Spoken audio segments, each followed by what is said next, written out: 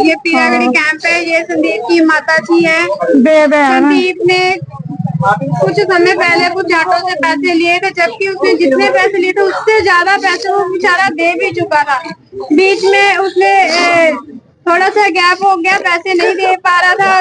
फिर इन्होंने क्या किया, ब्याज बढ़ाते गए, फिर इन्होंने रिक्शा तक चलना बंद कर दिया। जब वो गरीब बंदा रिक्शा चलाएगा ही नहीं तो तुम्हें पैसे कहाँ से देगा।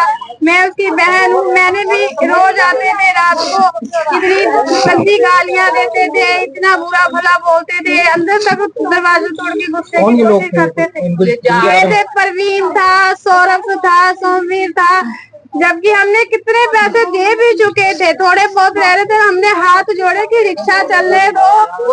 हम जब रिक्शा हम लोगों के पास अगर होते तो आप लोगों से लेते, क्यों हम चलाएंगे रिक्शा तो तभी तो पैसे देंगे।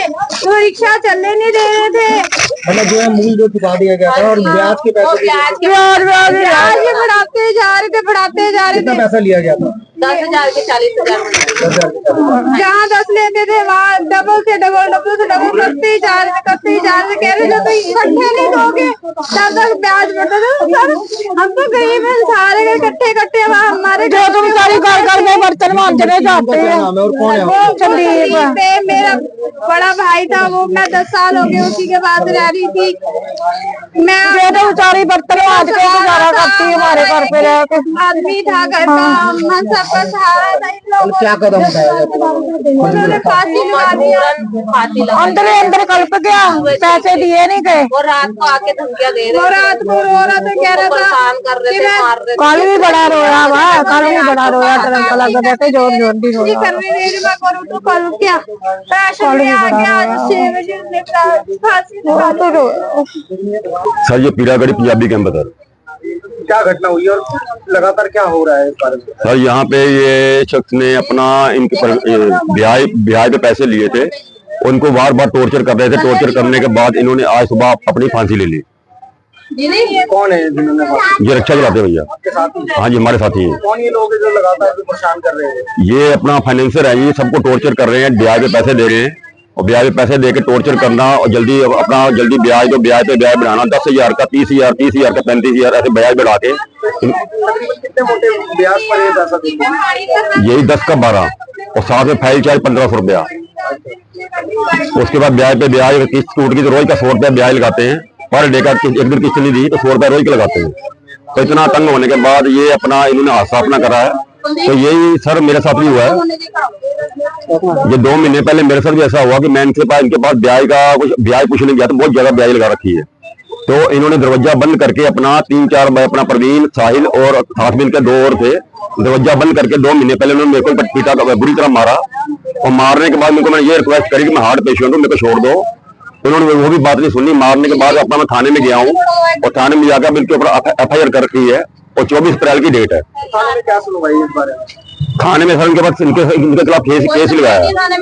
इनके अपने बंदे और थाने वालों को खरीद लेते सर, ये थाने वालों खरीद लेते हैं। बाकी कोर्ट में केस गया हुआ है, FIR लगी हुई है और 24 अप्रैल की डेट है। पुलिस कोई सुनवाई नहीं करती? पुलिस कोई खास सुनवाई नहीं करती। इनके चाचे पुलिस ओनली फॉर्मेलिटी करती है। पश्चिम बिहार थाने में इनके खिलाफ सख्त कार्रवाई होनी चाहिए। ये सारे कंप्लेंट लिखवाई गई थी? हाँ जी 2 मंथ पहले सर। कौन से थाने में? पश्चिम बिहार थाने में सर। ये संदीप नाम का लड़का है मेरे साथ ही रिक्शा, मैं भी रिक्शा चलाती हूँ, ये भी रिक्शा चलाता है। तो हम मेट्रो स्टेशन के नीचे रिक्शा लगाते हैं। वहाँ पे कुछ फाइनेंसर आते हैं तो कुछ टाइम पहले कि हमसे पैसे ले लेना, किसी को जरूरत है या कुछ भी, ठीक है। हमने पैसे लिए, हमें जरूरत थी, हमने पैसे इनसे लिए, 10,000 लिए, 10 का 12 इनको दे दिया।